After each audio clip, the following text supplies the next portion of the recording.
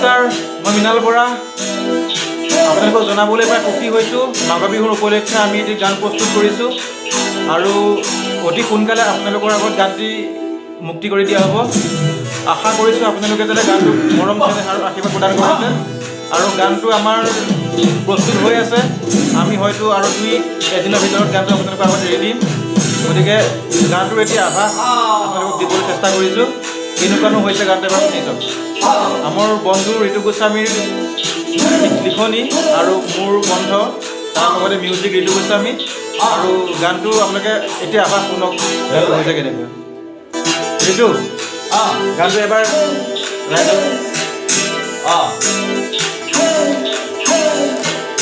গানটো এটা কলি শুনাই দিয়া। লাইভ কৰি আছা নেকি? লাইভ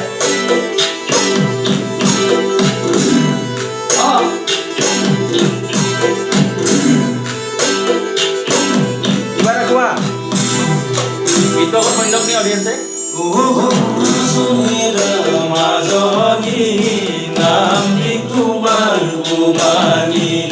মই পথাৰৰ হালোৱা ভবানে নাই মুনি শুনাচোন হেৰা মাজনী নামটি তোমাৰ ভবানী মই পথাৰৰ হালোৱা ভবানে নাই মুনি ঐ মূৰলৈ উৰণি হাতলৈ চাপানী ঐ মূৰলৈ উৰণি হাতলৈ চাপানী দিবা জানো দিবলৈ গছকি বোকা পানী গছকি বোকা পানী ঐ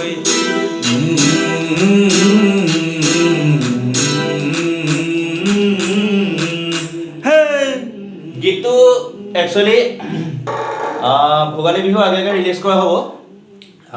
গীতটো কথাসুৰ হৈছে মোৰ আৰু মোৰ বন্ধু মৃণাল বৰাৰ।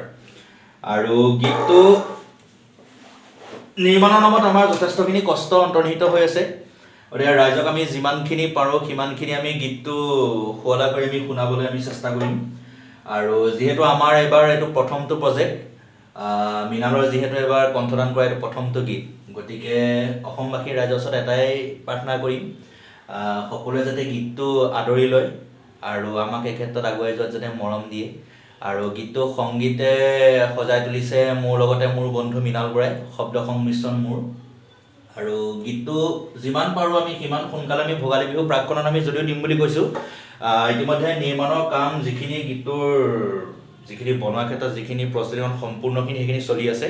আৰু আমি যিমান পাৰোঁ সোনকালে গীতটি আপোনালোকৰ মাজলৈ আমি আগবঢ়াই দিবলৈ চেষ্টা কৰিম। ধন্যবাদ। গতিকে সকলোলৈকে ভোগালী বিহুৰ আন্তৰিক শুভেচ্ছা জ্ঞাপন কৰিলোঁ। ধন্যবাদ।